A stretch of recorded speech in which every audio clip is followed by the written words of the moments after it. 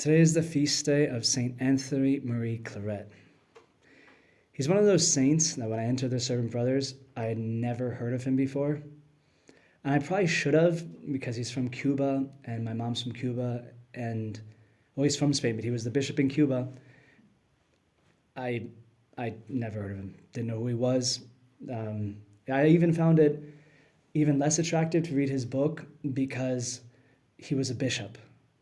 And I kind of thought, like, as a bishop, his life would probably be pretty boring.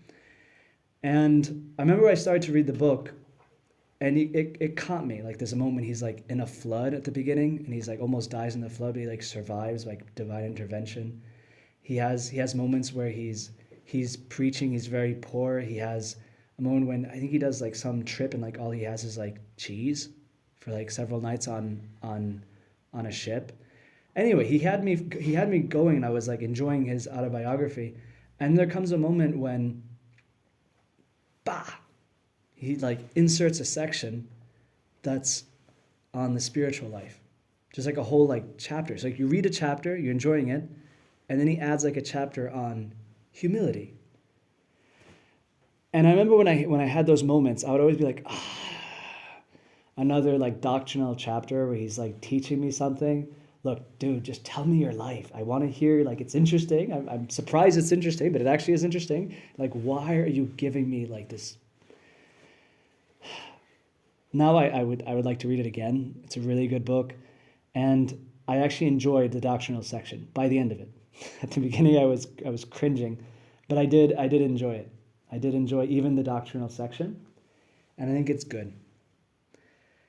When I was reading the book, what most impressed me was his zeal. And when the reading that comes out in the priest today, he says how a son of Mary Immaculate, which is the group he founded, he says a son of Mary Immaculate should be one who burns and burns wherever he goes. Like he sizzles, like the path where he walks sizzles. So he has this phrase and this way of speaking. And when you look at his life, he really is living it like that. Like he has a life which is fascinating. Like he enters the Jesuits. He has to leave the Jesuits afterwards because of his health. And the Jesuits loved him. Like they thought they didn't kick him out because he was a bad guy. He was great. And the Jesuits himself taught him so much, and he feels indebted to them. And after this, he started to like do apostolate, and he noticed that he started curing people like on a regular basis. I don't know if as much as like Don Bosco made like blue pills to cure people, just had bread in it. But anyway, these saints, they started to cure people. But what's amazing is that he uses miracles and everything to preach more. In other words, he has like so much zeal to talk about God, to like insert the doctrine, that he sees that everything else is secondary. Like all those details of his life, which are so fascinating, like his radical poverty, where he wouldn't accept money, food on the way. He was so much like Christ in those details. But he realizes that all these details of his life is for the message. There's even a moment when he's so in his zeal. I think you have to be a priest to understand and appreciate like the book more so. Like now I appreciate it more than I did before. But as a priest, there comes moments when they ask you to preach and you might cringe. You're not supposed to. Like, you're not supposed to, but we're just like, why? Because we don't have enough in our heart to give. So we're just like, you're asking me to say something when right now my heart is pretty like a deflated balloon, like shriveled up, raisin style. That can happen. But in the case of St. Anthony Claret, it didn't happen. Like when he was a bishop in Cuba, there was a moment when he preached 12 homilies in one day. Like even as a priest, if you do like spiritual exercise to like nuns or a group of brothers, or you might preach like 4 times, maybe 5, but he preached 12 times. And he says, yes, my homilies were typically over an hour. 12 hours speaking?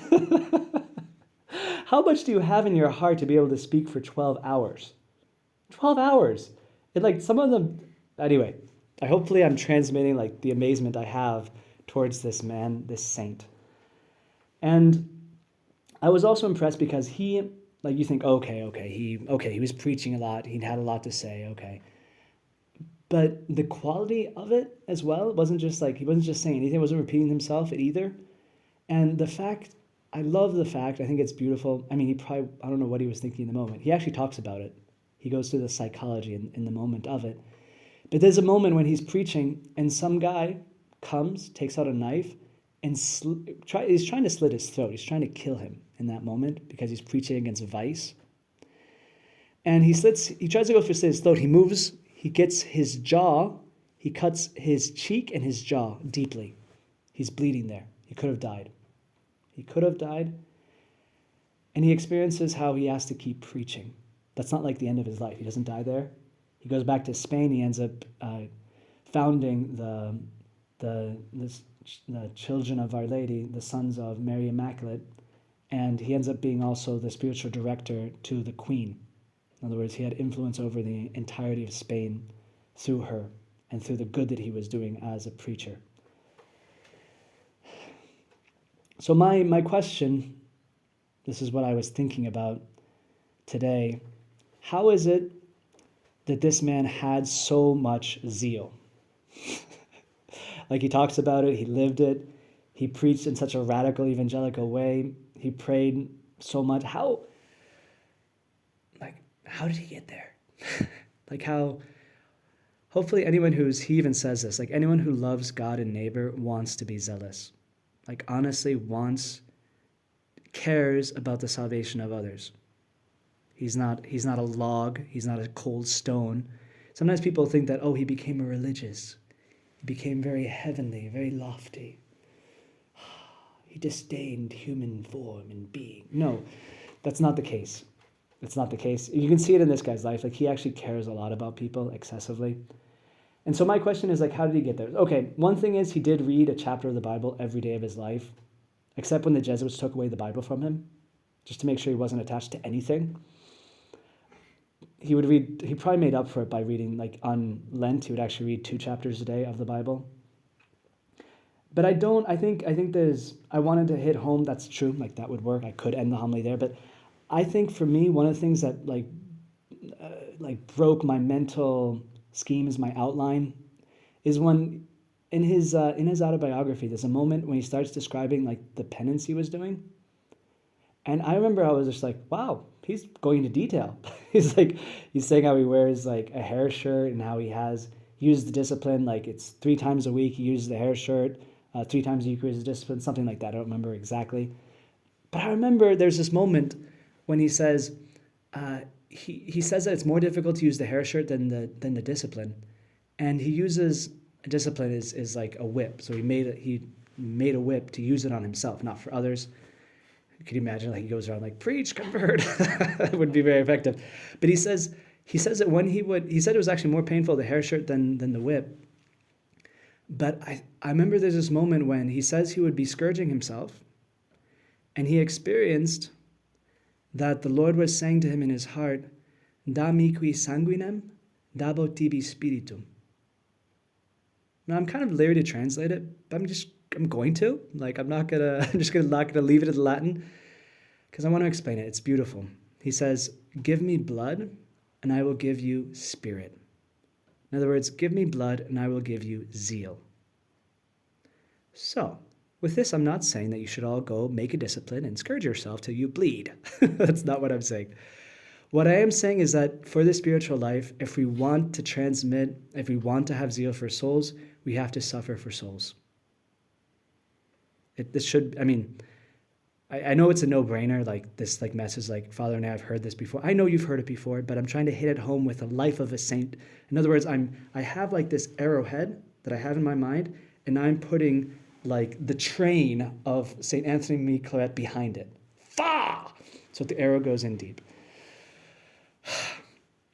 So the message is, yes, if we want to do good to souls, which obviously those who are listening to this homily do, so if we want to do good to souls, we have to put behind our words sacrifices for souls.